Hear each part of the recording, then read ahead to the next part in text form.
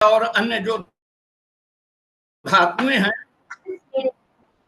वो पंगु हैं, वो गतिमान नहीं हो सकती बिना वायु के।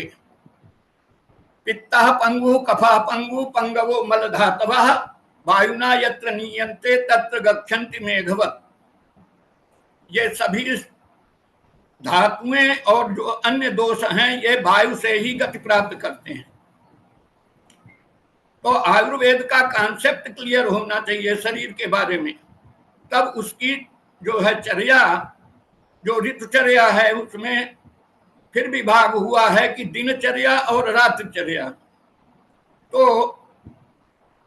ऋतुचर्या पर जब हम आते हैं तो ऋतुएं 6 बताई गई हैं आयुर्वेद में। महीने की एक एक ऋतु है, जैसे बसंत ऋतु, उसके बाद ग्रीष्म ऋतु, वर्षा ऋतु, उसके बाद में आ जाएगा शरद ऋतु, और शरद ऋतु के बाद में शीत ऋतु, और फिर हेमंत ऋतु। इस प्रकार से क्रमशः 2 महीने की ऋतुएं हैं। और जिन 6 ऋतुओं का भाग जो है 2 आयन में किया गया है, एक तो आदान काल और दूसरा विसर्ग काल। विसर्ग काल श्रावण, भाद्रपद, क्वार, कार्तिक, अगहन और पौष, ये जो है विसर्ग काल है। इस विसर्ग काल में पोषण होता है। शेष जो ऋतुएं हैं इनमें जो है सूर्य का ताप अधिक होता है, वायु में अत्यंत रुक्षता होती है, उससे शरीर का शोषण होता है, प्राणी मात्र का शोषण होता है, वनस्पतियों का शोषण होता है।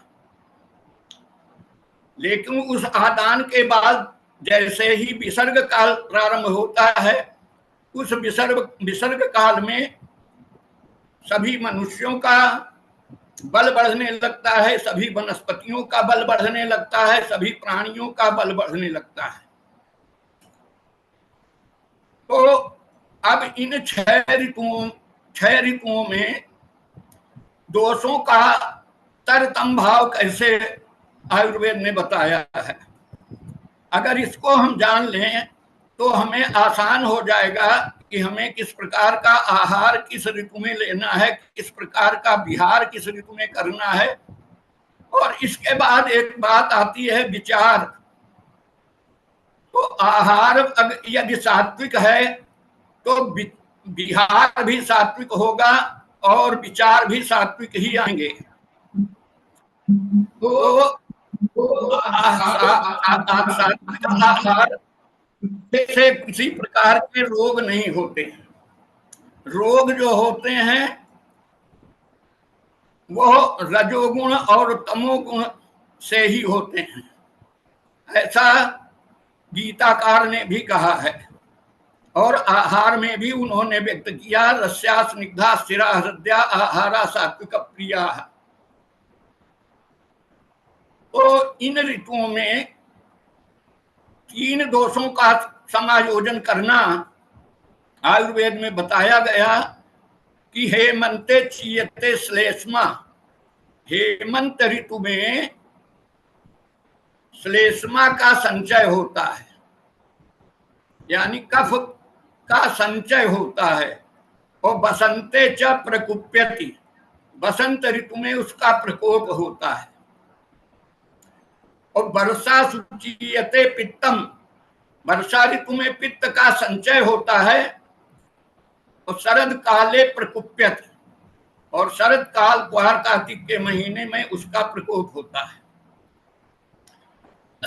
ग्रीष्मे संचीयते वायु, ग्रीष्म ऋतु में जो है वायु का संचय होता है। और वर्षा काले प्रकुप्यत, वर्षा ऋतु में उसका प्रकोप होता है।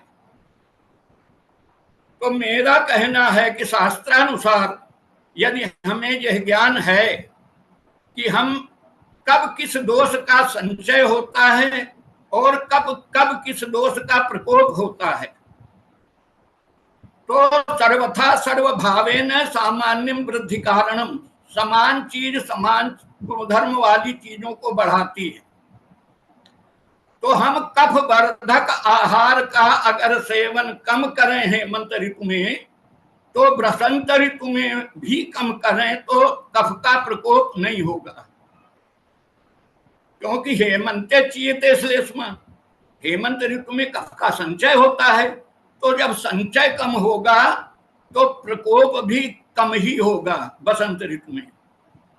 तो हमारी चर्या ऐसी होनी चाहिए कि हेमंत ऋतु में कफ वर्धक आहार ना लें, कम लें, और बसंत ऋतु में भी कफ वर्धक आहार कम ही लें।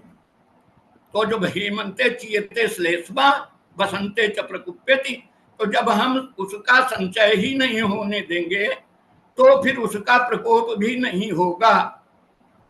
हम लोग चिकित्सा में दोषानुसार चिकित्सा करते हैं, तो उसमें क्षीणा वर्धितव्या, जो दोष क्षीण होते हैं उनको बढ़ाते हैं, और वृद्धा ह्रासितव्या, और जो वृद्ध होते हैं बढ़े हुए होते हैं उनका ह्रास करते हैं परहेज करा करके, पथ्य करा करके। मिश्रा जी एक प्रश्न है कि जो ऋतु आपने बताई हेमंत वगैरह, हम लोग इसका विवेचन ठीक से नहीं जानते हैं, कृपया ये बताइए। एक मिनट गुप्ता जी जितने भी हैं यहाँ पे साधक बैठे हुए हैं, उनसे अनुरोध है कि वक्ता को बोल लेने दीजिए, अपने सारी शंकाएं और प्रश्न अपना नोट कर लीजिए। जब इनका वक्तव्य समाप्त हो जाए तब उनसे सारे प्रश्न पूछ लीजिएगा। अगर समय कम भी आज अगर होगा तो मिश्रा जी को हम पुनः इनवाइट कर लेंगे, आमंत्रित कर लिया जाएगा, लेकिन बीच में कृपया बाधा इस तरह की ना डालें कोई भी आदमी। हाँ डॉक्टर साहब। जी जी, तो हम बता रहे थे कि ये बसंत ऋतु जो होती है वो चैत्र और बैसाख के महीने में होती है, और इसके पूर्व जो है हेमंत ऋतु होती है 2 महीने। तो उन महीनों वर्षा, जैसे बसंत ऋतु है चैत्र बैसाख, तो फिर ग्रीष्म ऋतु आएगी ज्येष्ठ आषाढ़, और फिर उसके बाद वर्षा ऋतु आएगी सावन और भादो महीने में। इसी प्रकार से क्रमशः 2-2 माह की ये 6 ऋतुएं होती हैं। वक्तव्य पूरा नहीं होगा, नहीं तो 12 महीने के हम अलग अलग 6 ऋतुओं के मास भी बता दें, लेकिन उसे आप ये देखें कि जैसे बसंत ऋतु है वो चैत्र और बैसाख मास में है, ग्रीष्म ऋतु जो है ज्येष्ठ आषाढ़ मास में है, और श्रावण भादों में जो है वर्षा ऋतु है। आगे 2-2 महीने के हिसाब से जो है शिशिर और शरद, शिशिर और हेमंत, इनका चयन कर सकते हैं। तो हमने बताया अभी कफ के बारे में, हेमंते चीयते श्लेष्मा बसंते च प्रकुप्यति। तो हम हेमंत ऋतु में कम सेवन करें अगर कफ वर्धक आहार का, तो बसंत ऋतु में उसका प्रकोप भी कम होगा। इसके बाद हमने बताया पित्त के बारे में कि वर्षा सुचीयते पित्तम, वर्षा ऋतु में जो है पित्त का सावन भादों में पित्त का जो है संचय होता है, और वो शरद काल क्वार कार्तिक के महीने में उसका प्रकोप होता है। तो वर्षा काल में अगर हम पित्तवर्धक आहार और विहार से थोड़ा सा परहेज करें, कम करें, तो फिर वो शरद ऋतु में उसका प्रकोप कम ही होगा। और खास तौर से प्रकोप काल में जो है हमें पित्तवर्धक आहार, यानी क्वार कार्तिक के महीने में पित्तवर्धक आहार कम ही लेने चाहिए। इसके बारे में भी हम थोड़ा सा डिटेल बता देंगे कि हमारे पूर्वज रहे हैं वो बहुत ही बुद्धिमान रहे हैं। उन्होंने शरद ऋतु में पित्त का प्रकोप ना हो, कैसे उसका शमन हो, इसके बारे में भी बताया है। उसको जो है त्योहारों से जोड़ दिया है। जैसे शरद ऋतु क्वार से प्रारंभ होती है, जब पितृपक्ष शुरू होता है। तो पितृपक्ष में संयमित जीवन रहना होता है, इससे दोष पित्त जो है नहीं बढ़ेगा। फिर आ जाता है आपका शारदीय नवरात्र। नवरात्र में व्रत करके, उपवास करके, फलाहार करके, मिष्ठान्न लेकर के जो कफवर्धक आहार है वो लिए जाते हैं, जिसकी वजह से पित्त का प्रकोप कम होगा। इसके बाद में आ जाता है करवा चौथ का व्रत, जिसमें भी चावल का ही आहार होता है, पिन्नी वगैरह बनती है चावल की, जो कफवर्धक हैं और पित्त शामक हैं।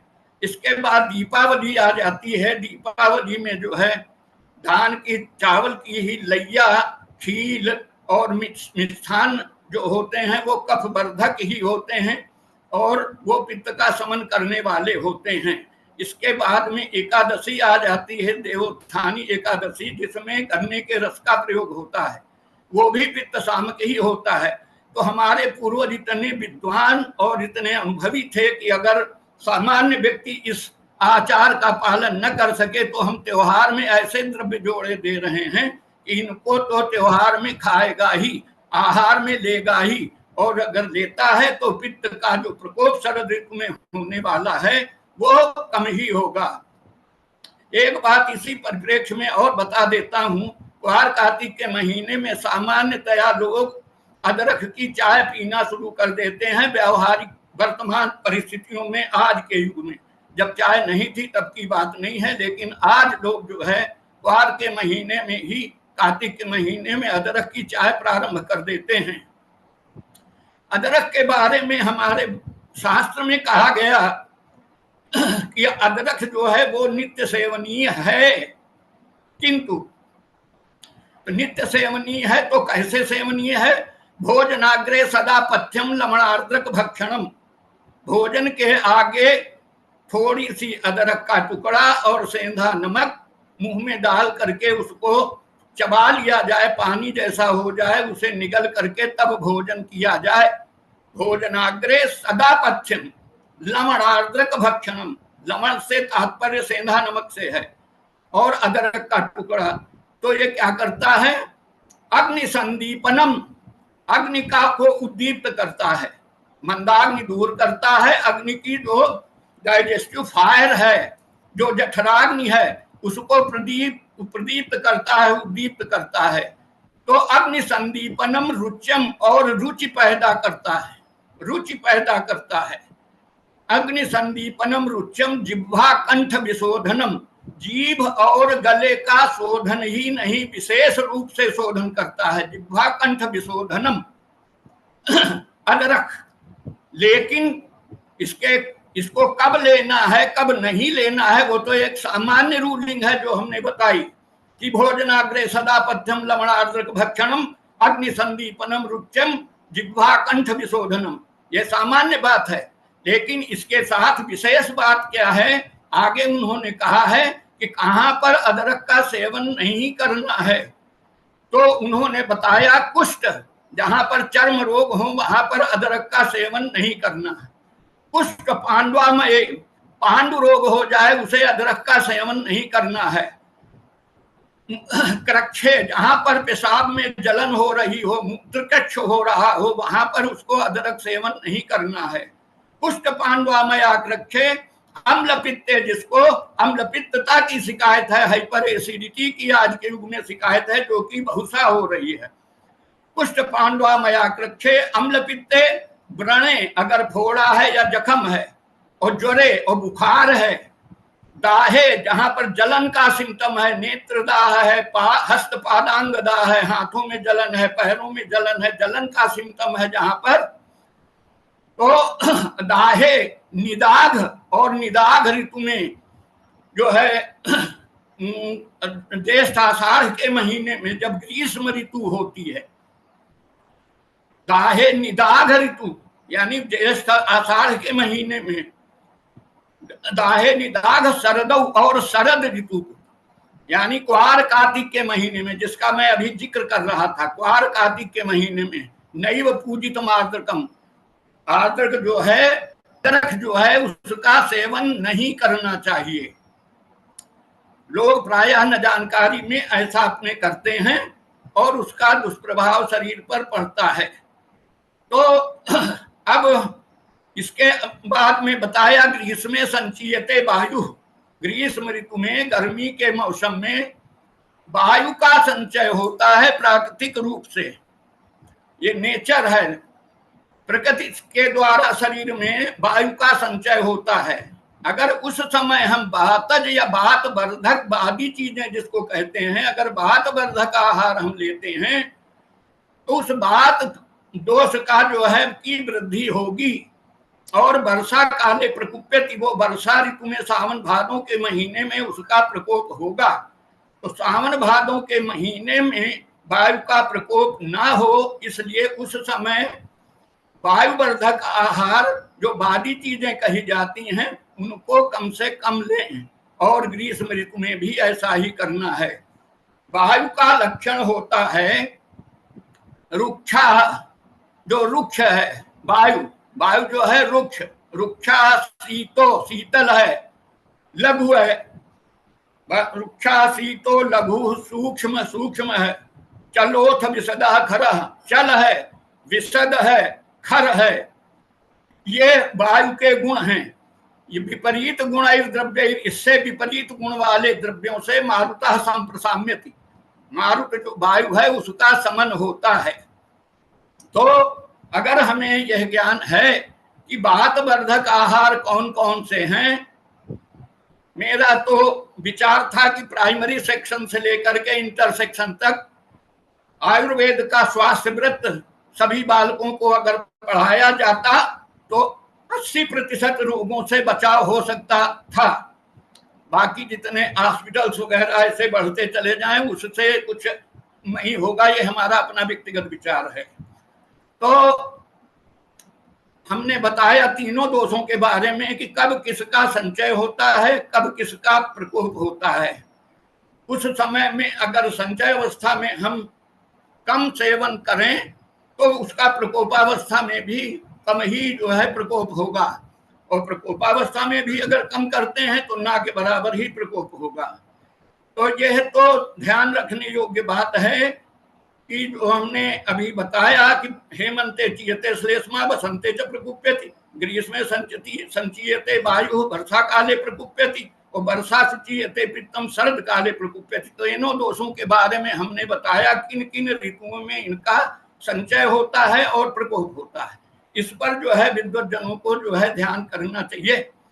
अच्छा, इसके बाद जो भी आयुर्वेद में ऋतुचर्या बताई गई है उसमें दिनचर्या और रात्रिचर्या, तो उस समय तत्कालीन परिस्थितियों में, तत्कालीन वातावरण में, तत्कालीन परिवेश में, प्राचीन ग्रंथों में जैसे हमारे महर्षि चरक जी की संहिता में, आचार्य सुश्रुत की संहिता में, वृद्धभाग भट्ट के अष्टांग हृदय में और संचय में जो है योग रत्नाकर ने भी इस विषय पर जो है गंभीर रूप से चर्चा और विवेचन किया है।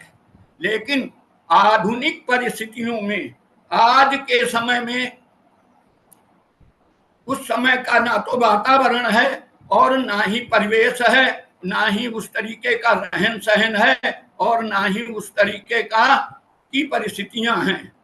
ऐसे समय में हमें प्राचीन सिद्धांतों को ध्यान में रखते हुए और वर्तमान परिस्थितियों को ध्यान में रखते हुए हम कैसे आरोग्यता हासिल कर सकते हैं, मानव जाति कैसे स्वस्थ रह सकती है, इस पर हम कुछ विचार अपने रख रहे हैं।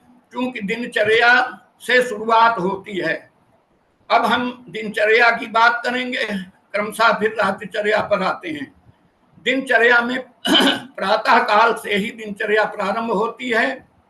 तो ब्राह्म मुहूर्त में जगना, ब्राह्मे मुहूर्ते बुद्धेत, ब्राह्म मुहूर्त में जगना चाहिए।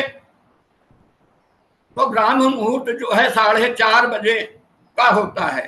प्रातः काल 4:30 बजे सबको जग जाना चाहिए। वही नहीं, वही केवल सो सकता है जिसको या तो चिकित्सक ने बताया हो, या वो रात का जगा हुआ हो, या वो किसी पीड़ा से ग्रस्त हो। ऐसी परिस्थितियों को छोड़ करके सभी को ब्राह्म मुहूर्त में उठ जाना चाहिए, जग जाना चाहिए।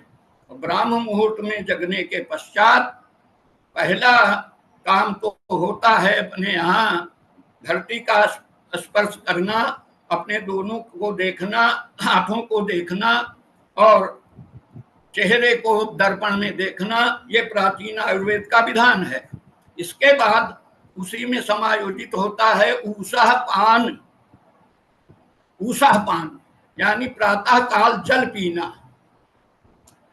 तो प्रातः काल जल पीने में सायंकाल का रखा हुआ तांबे के पात्र में जो जल है उसी का सेवन करना चाहिए। 1 गिलास 1.5 गिलास इसी मात्रा में, लगभग अधिकतम 2 गिलास, बहुत ज्यादा जल का सेवन नहीं करना चाहिए, क्योंकि बहुत ज्यादा जल सेवन लोग बता देते हैं कि पानी खूब पिया करो, ये भी उचित नहीं है। आयुर्वेद कहता है कि अधिक मात्रा में जो है अत्यंबुपानात, बहुत ज्यादा पानी पीने से, अत्यंबुपानात जहां अति लगा हुआ है कि पानी बहुत ज्यादा पीने, 2 लोटा 4 लोटा 3 लोटा पानी पी लिया, 2 लीटर पानी पी लिया, 1.5 लीटर पी लिया, आयुर्वेद इसको मना करता है, ऐसा नहीं करना है। अति अम्बुपानात और विषमासनात, विषम आसनों में स्थित होकर के भोजन करने से, विषमासनात विषम आसन में स्थित होकर भोजन करना, दूसरे विषम आसन में संयोग विरुद्धज आहार करना, उसमें संयोग विरुद्धज आहार का सम्यक ज्ञान होना प्रत्येक व्यक्ति को वांछित है, चाहिए। तो अगर वो संयोग विरुद्धज आहार करता है तो उसमें उसके दुष्प्रभाव होंगे। जैसे उदाहरण के लिए दूध जो है, इसके साथ कौन कौन से द्रव्य नहीं लेने चाहिए इसका ज्ञान होना चाहिए। दूध जो है उसका क्षीर मित्राणि वर्ग अलग है, क्षीर अमित्राणि वर्ग अलग है। क्षीर के दोस्त कौन कौन से हैं और दुश्मन कौन कौन से हैं। तो क्षीर में के साथ सेंधा नमक के अलावा किसी प्रकार का नमक नहीं लिया जा सकता, किसी प्रकार की दालें नहीं ली जा सकती।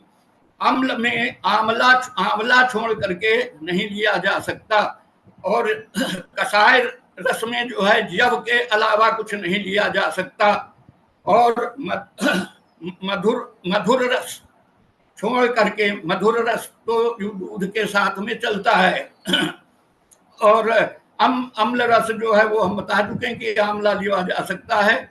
मधुरो अम्ला पटुश्चैव तिक्ता कटु कषाय का, कटु रस में जो है अदरक ली जा सकती है। इत्तेते खड रसाख्याता नाना द्रव्य समाश्रिता है। ये 6 रस हैं जिनसे नाना द्रव्यों में इनका समावेश होता है। अब इतना भी इसी प्रसंग में बता देते हैं कि 6 रसों में मधुर रस अधिक हो जाए तो रोगकारी, अगर कम हो जाए तो बल क्षीण हो जाएगा। अम्ल रस अधिक हो जाए तो रोगकारी, क्षीण हो जाए तो रोगकारी।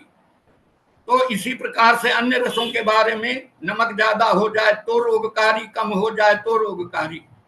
तिक्त रस, कटु रस, कषाय रस, इनमें जो है बहुत ज्यादा किया जाए इस्तेमाल तो रोगकारी, ह्रास हो जाए तो भी रोगकारी।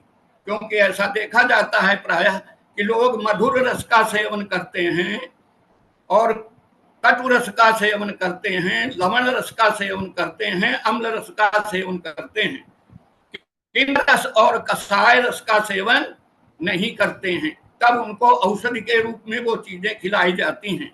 अगर तिक्त रस जैसे नीम है, इसका शारदीय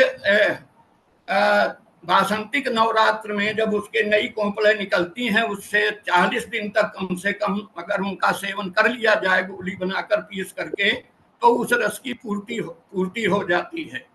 तो तिक्त रस का सेवन ऐसे किया जा सकता है। कषाय रस आंवले का अनुरस है, इस वजह से उसका सेवन किया जा सकता है। तो हमने ये बताया कि जो 6 रस हैं जिनकी वृद्धि होने पर भी रोग कारक हैं और ह्रास होने पर भी रोग कारक हैं। तो हम चर्चा कर रहे थे कि प्रातः काल उठ करके उषा पान करना। ऊषा पान में जो है जल का सेवन करना, 1 गिलास 2 गिलास इस मात्रा में सेवन कर लेना। उसी प्रसंग में हमने कहा था अत्यंब पानात विषमासनाच दिवासयात, दिन में सोने से मांस वाहिनी दुष्यंती भुक्त्वा च सुप्ताम दिवा, दिन में सोने से मांस वाहिनियां दूषित होती हैं, जिसमें तो मांस वाहिनियां दूषित होंगी तो रस वाहिनियां दूषित होंगी, रक्त वाहिनियां दूषित होंगी, इस प्रकार से क्रमशः अन्य भी वाहिनियां दूषित होंगी, मांसज रोग पैदा हो जाएंगे। अन्य भी कहा दिवा स्वापादि दोषस्य प्रतिस्यायाश्च जायते, प्रतिस्याया दतो कासा कासा संजायते क्षया। हर प्रकार से दिन में सोना वर्जित किया गया है ग्रीष्म ऋतु को छोड़ करके। तो दिवासयात जागरणाच रात्र, रात्र में जागरण करने से वायु की वृद्धि होती है, शरीर क्षीण होता है। और संरोधनात् मूत्रपुरी सयोच, जो अधारणीय वेग है मूत्रपुरीष वगैरह, इनका वेग रोकने से, किसी को उल्टी हो रही उसको रोकना, अपान वायु खारिज हो रही इसको रोकना, और मल के वेग को रोकना, मूत्र के वेग को रोकना।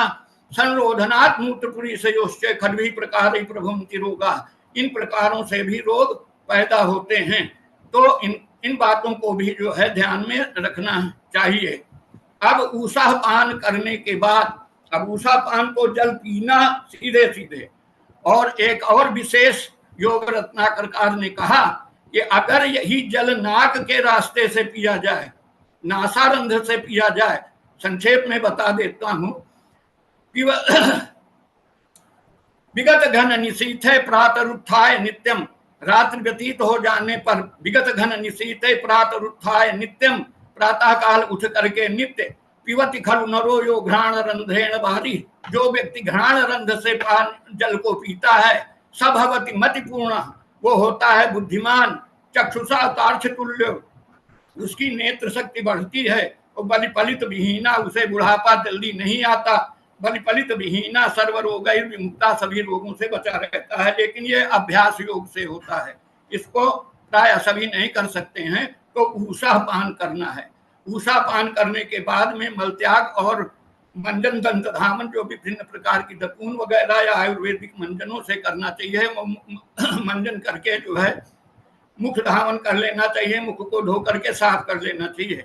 मुख को धो लेने के बाद, साफ कर लेने के बाद जो है 1 या 2 चम्मच सरसों का तेल अपने मुंह में डालना चाहिए, और सेंधा नमक जो है उसमें 1 चुटकी डालना चाहिए, और 10 मिनट तक करीब करीब मुंह में भर करके उसे रखना चाहिए, और उसके बाद में उसे थूक देना चाहिए, कुल्ला कर देना चाहिए, जिससे जो है नाक के, आंख के, गले के, मुंह के, मसूड़ों के, दांतों के ये रोग जो है इनसे बहुत बचाव होता है, और ये सब अंग पुष्ट होते हैं। तो इसका सेवन कर लेना चाहिए प्रातः काल में। इसके बाद में फिर आता है तैलाभ्यंग, शरीर में जो है घृतादष्ट गुणम तैलम, घी से 8 गुनी ज्यादा ताकत है तेल में। भक्षणे न तु मर्दने, भक्षण करने में नहीं, मर्दन करने में, मालिश करने में। त्वचा जो है वो सर्व शरीर में व्याप्त इंद्रिय है, जो सबसे बड़ी इंद्रिय है त्वचा, तो स्पर्शनेंद्रिय है। इसमें जो है अगर सरसों के तेल की मालिश की जाती है तो इससे जो है शरीर को बहुत लाभ होता है, और वायु की शांति होती है, वायु का शमन होता है। इसके उपरांत तैलाभ्यंग करने के बाद में आप टहल सकते हैं, टहलने के लिए जा सकते हैं, व्यायाम कर सकते हैं, क्योंकि व्यायाम भी अनिवार्य है। अगर आहार करना जरूरी है तो व्यायाम भी उतना ही अनिवार्य है। व्यायाम कर सकते हैं, आसन कर सकते हैं, और प्राणायाम और ध्यान भी कर सकते हैं। तो इसको करने के लिए लगभग 1 घंटे का समय अपने लिए निकालना चाहिए। 15 मिनट के अंदर 10 मिनट में जो है तैलाभ्यंग हो जाएगा, और करीब 30 मिनट में जो है शारीरिक व्यायाम हो जाएगा, जिससे शरीर जो है स्वस्थ और मजबूत होगा। इसके बाद जो है मेंटल फैकल्टी को जो है ताकत देने के लिए प्राणायाम और ध्यान बताया गया है। इससे जो है इंटीरियर पोर्शन जो है ये मजबूत होते हैं। प्राणायाम की बहुत महिमा बताई गई है, शास्त्रकारों ने बहुत बताया है।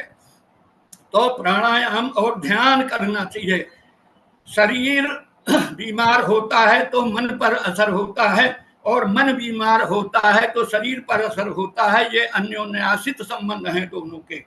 इसलिए शरीर का भी ख्याल रखना है फिजिकल एक्सरसाइज करके और मेंटल एक्सरसाइज करके, प्राणायाम आदि के द्वारा अपनी जो है मस्तिष्क को विभिन्न प्रकार के स्ट्रेस, विभिन्न प्रकार के तनाव, विभिन्न प्रकार के दुख, परेशानियां, इन सबको फेस करने की ताकत अगर मेंटल फैकल्टी मजबूत है तो फिर आप उस चीज को सहन कर जाएंगे।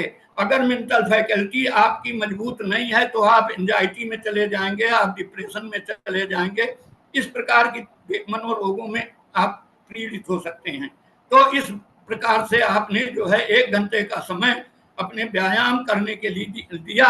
व्यायाम के लिए शास्त्र में कहा गया है आयुर्वेद में कि व्यायाम उतना करना चाहिए शरीर के बल से आधा, शरीर के बल से जो बल आपका है उससे आधा व्यायाम करना चाहिए, इससे अधिक व्यायाम नहीं करना चाहिए, नहीं तो वायु की वृद्धि हो जाएगी।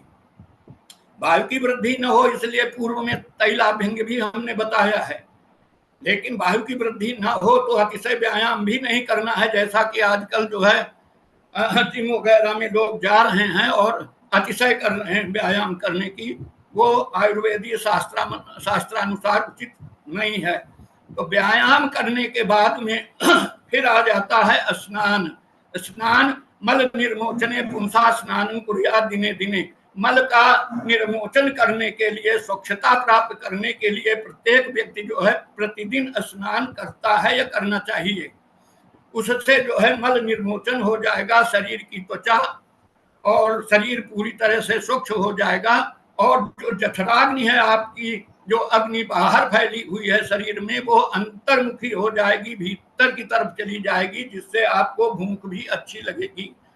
इसलिए स्नान आवश्यक है और आप फ्रेश महसूस करेंगे स्नान करने के बाद। आपकी जो मन है वो भी प्रसन्न होगा, इसलिए स्नान करना चाहिए। हाँ, स्नान जो है शीत ऋतु और शिशिर में जब बहुत ठंडक पड़ रही हो उस समय जो है उष्णोदक से स्नान करना चाहिए, गुनगुने जल से स्नान करना चाहिए, जो न ज्यादा गर्म हो न ज्यादा ठंडा हो, ऐसे जल से स्नान करना चाहिए। और सिर पर भी गर्म जल नहीं डालना चाहिए, ऐसा है तो वो गुनगुना जल होता है तो उससे नुकसान नहीं होगी।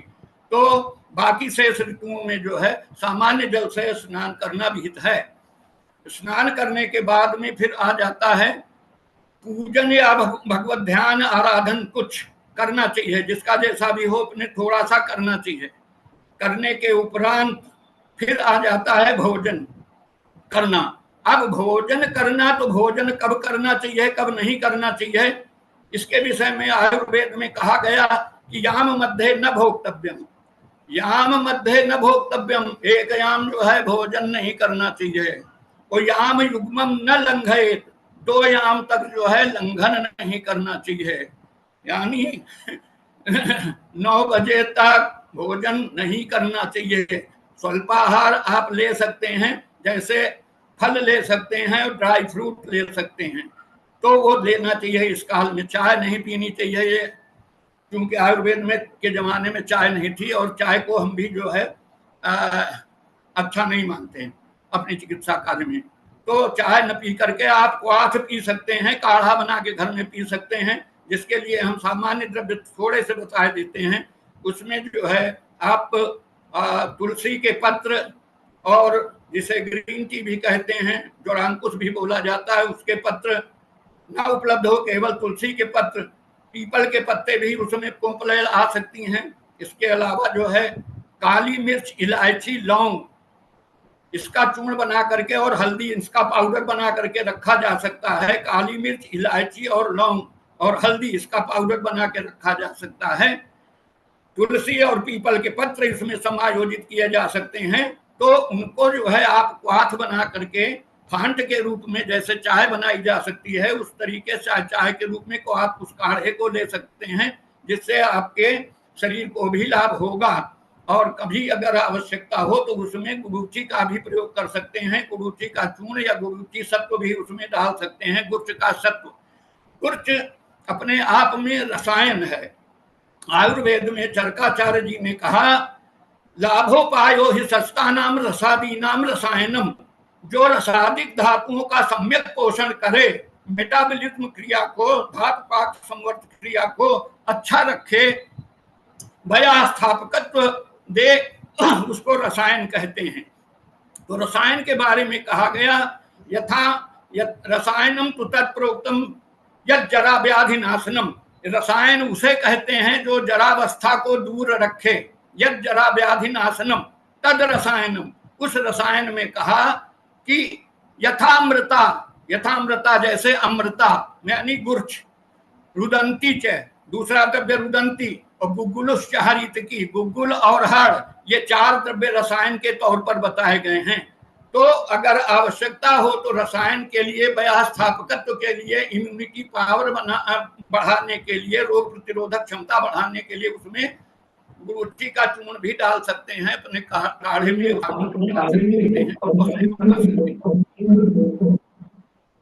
तो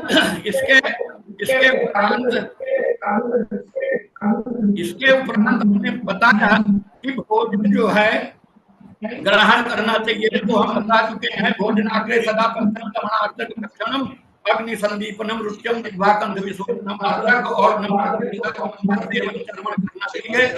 जहाँ पर हमने मना किया है उनको छोड़ करके भोजन कर लेना चाहिए। भोजन करने के बाद, भोजन में आयुर्वेद में 6 रसों को पहले कहा गया है, मधुरो अम्ला खटर साख्याता नाना द्रव्य समासिता, ये 6 रस जो है ये बैलेंस डाइट है। इनको जो है अंशतः प्रयोग अगर किया जाए भोजन में तो वो बैलेंस डाइट हो जाती है, उससे रोगों से बचाव होता है। उसके ज्ञान के अनुसार वैसी बैलेंस डाइट लेनी चाहिए। भोजन के बाद में विश्राम करना चाहिए। भोजन के बाद में केवल 100 कदम तक जाकर के मूत्र त्याग कर सकते हैं, लेकिन भोजन के बाद टहलना, भोजन के बाद में फिजिकल एक्सरसाइज करना, भोजन के बाद स्नान करना, भोजन के बाद धूप का सेवन करना, भोजन के बाद आग तापना, भोजन के बाद मैथुन करना इत्यादि जो है ये शारीरिक क्रियाएं हैं, ये आयुर्वेद इसको नहीं मानता, इसको करना उचित नहीं होता है। तो भोजन के बाद विश्राम करना चाहिए, ऐसी आयुर्वेद की मान्यता है। इसका वर्णन करने के लिए, साइंटिफिक वर्णन करने के लिए समय की ज्यादा अपेक्षा है, तो हम इतना ही बता करके हम उसको शांत होते हैं। और भोजन करने के बाद विश्राम, विश्राम के बाद फिर सायंकालीन व्यवस्था, और सायंकालीन जो भी संध्या वगैरह करता हो तो ठीक है, ईश्वर आराधन करता हो तो ठीक है, और समय से जो है 9 बजे से 10 बजे के बीच में जो है उसे भोजन ग्रहण कर लेना चाहिए, और 10 बजे उसको जो है विश्राम के लिए या निद्रा लेने के लिए चला जाना चाहिए। कम से कम 6 घंटे उसको जो है पर्याप्त निद्रा लेनी चाहिए। तो अगर वो 10 बजे से लेकर 4 साढ़े 4 बजे तक नींद लेता है तो उसकी निद्रा पूरी हो जाएगी, और निद्रा पूरी हो जाने पर जो है वो प्रातःकाल जब वो उठेगा, जगेगा, तो वो अपने को फ्रेश महसूस होगा। और उसी तरीके से बायो क्लॉक फीड हो जाती है मस्तिष्क में, समय पर भूख लगना, समय पर जो है मल त्याग होना, समय पर निद्रा आना, ये सारी चीज मस्तिष्क में फीड हो जाती है। जिसका अनियमित जीवन होता है उसकी दैनिक क्रियाएं सब अनियमित हो जाती हैं। जब अनियमित क्रियाएं शरीर की हो जाती हैं तभी वो रोगी हो जाता है। मैं जहां तक समझता हूँ इससे बात लगभग हो जाती है। डॉक्टर साहब आप बड़ा रोचक और प्रभावी तरीके से बता रहे हैं। आप 15-20 मिनट और इसको जारी रख सकते हैं, कोई चिंता की बात नहीं। समय हम लोगों के पास काफी है, 1 घंटे तो सांकेतिक था, आप और बढ़ा लीजिए 15-20 मिनट, कोई दिक्कत नहीं। आप बड़ा प्रभावशाली तरीके से और बड़ा रोचक तरीके से बता रहे हैं, तो कृपा करके सर ऐसा है कि नास्ति आयुर्वेद से पारम, आयुर्वेद का पार तो है नहीं, कोई पारंगत नहीं हो सकता, लेकिन गागर में सागर भरना, संक्षिप्त रूप से थोड़े समय में जो है बहुत चीजें एक साथ घसीट करके ला करके निवेदन करना, ये थोड़ा सा टफ वर्क है, थोड़ा सा कठिन कार्य है। लेकिन इसके बाद हमारे प्रश्नकर्ता बंधु भी होंगे जिनकी कुछ जिज्ञासाएं शांत करनी होंगी, तो हम सोचते हैं कि उसमें विलंब ना हो तो वो अगर चाहें तो अपने जो है प्रश्न वगैरह कर सकते हैं, और अगर इसमें कुछ और हम बढ़ाना चाहें तो जैसी आपकी आज्ञा हो वैसा हम कर लें। हाँ, थोड़ा आप और बढ़ा लीजिए, इसको थोड़ा बढ़ा लीजिए। अच्छा अच्छा। तो प्रायः प्रायः देखने में ये आता है, हमने 6 ऋतुओं का वर्णन किया। अब वो जो है डिटेल अगर हम बताते हैं तो बहुत समय लगेगा। इस वजह से जितना हमने बताया उस पर जो है विद्वान जनों को जो है उस पर जो है विचार करना चाहिए और संबंधित ग्रंथों का अवलोकन भी कर लेना चाहिए। और जहां हमारी सहायता हो उसमें हम सहायता करने के लिए तैयार हो, तत्पर हैं। तो प्रायः देखा जाता है कि आयुर्वेदीय चिकित्सा पद्धति को करने के लिए या तो वो आयुर्वेद के प्रेमी होते हैं या तो आयुर्वेद के भक्त होते हैं, तो वो आयुर्वेदी में ही पहले जाते हैं। नहीं, अन्य चिकित्सा पद्धतियों का सहारा लेने के बाद और बहुत ही परेशान होने के बाद, बहुत ही पैसा वैसा खर्च करने के बाद वो जब आते हैं चिकित्सार्थ, जब वो चिकित्सार्थ आते हैं तब आयुर्वेद की चिकित्सा का मूल सिद्धांत है कि रोगोत्पादको हेतु निदानम, रोग का उत्पन्न करने वाला जो कारण है उसे निदान कहते हैं।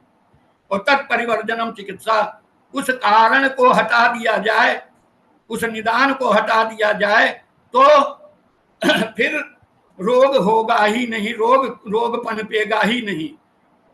तो हम लोग चिकित्सा कार्य में रोगों की लिविंग स्टाइल देख करके, ऋतुचर्या वगैरह देख करके कि किस प्रकार की लिविंग स्टाइल के कारण इनका रोग हुआ है, उसमें सुधार करके उन कारणों को हम हटाते हैं। और उन कारणों को हटाने से रोग स्वयं जो है कमजोर पड़ने लगता है और औषधियों के सहयोग से जो वो ठीक होने लगता है। इस प्रकार से आयुर्वेद में स्वस्थ जनों की परिभाषा भी करी गई है जो प्रासंगिक है। समदोषा समाग्निश्च समधातु मल क्रिया प्रसन्नात्मेन्द्रिय मनः स्वस्थ इत्यभिधीयते। समदोषा, दोषों की अवस्था सम हो, विषम न हो। रोगस्तु दोष वैषम्यम, दोष साम्यम अरोग्यता। दोषों का विषम होना ही रोग है और दोषों को समावस्था में ला देना ही आरोग्यता का कारण है। तो हमने बताया था भी पूर्व में कि क्षीणा वर्धितव्या, क्षीण को जो है बढ़ाया जाए, और वृद्धा ह्रासितव्या, और जो वृद्ध हैं बढ़े हुए हैं उनको घटाया जाए।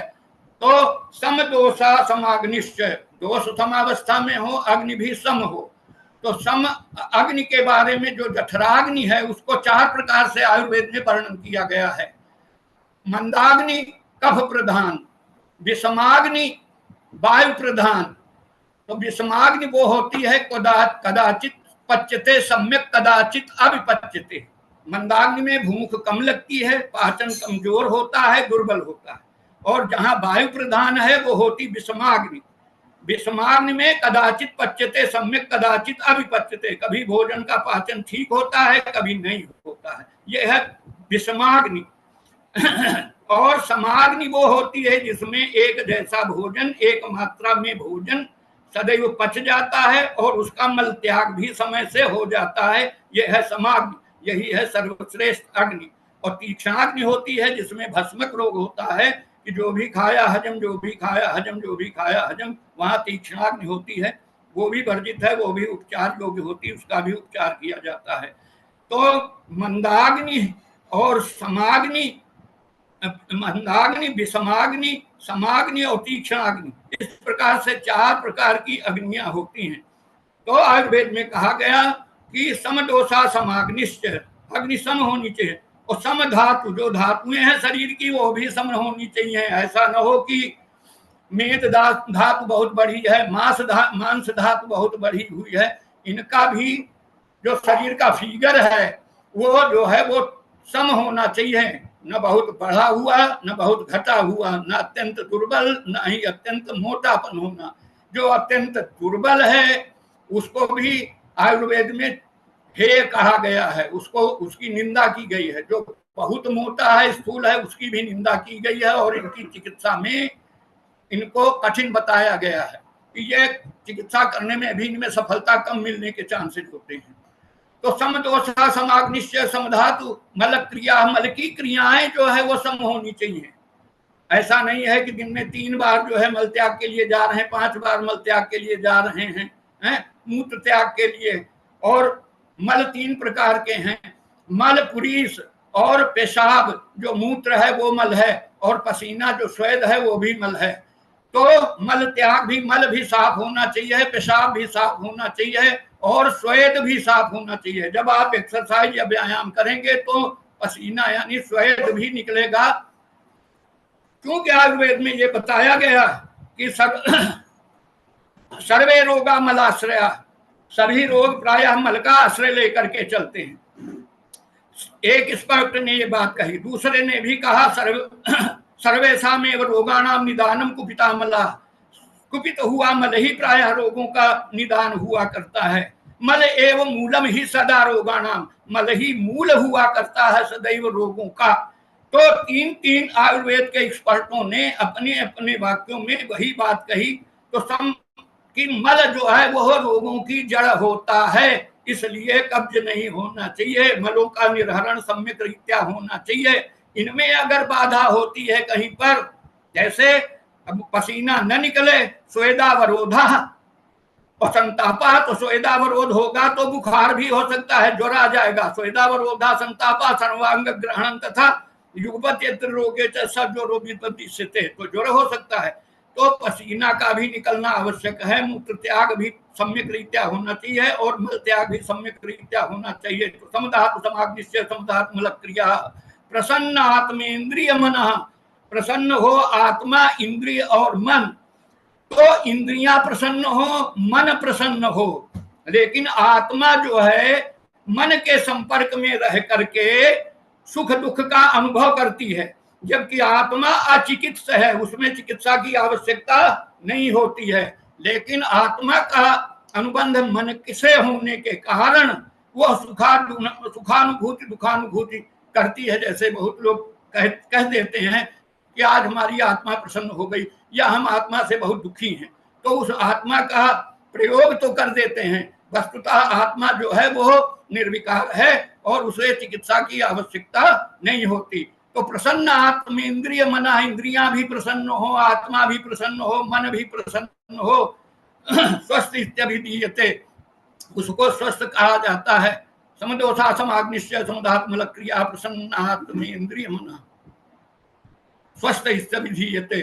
तो इनके प्रसन्नता होने पर वो स्वस्थ व्यक्ति की परिभाषा है कि व्यक्ति स्वस्थ कैसे है। उसमें मन को भी लिया गया है, शरीर को भी लिया गया है, इंद्रियों को भी लिया गया है, आत्मा को भी लिया गया है, इन पर विचार किया गया है सम्यक रीत्या। तो इस प्रकार से हमने बताया कि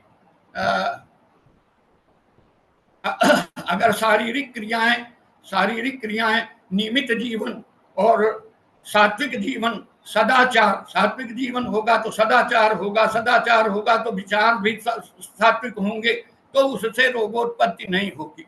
लेकिन रजोगुण भूयिष्ठ होगा तो रजोगुण बहुला वायु, रजोगुण से बहुल वायु है, वायु गतिमान हो जाएगी, वायु जो है डिस्टर्ब करने लगेगी।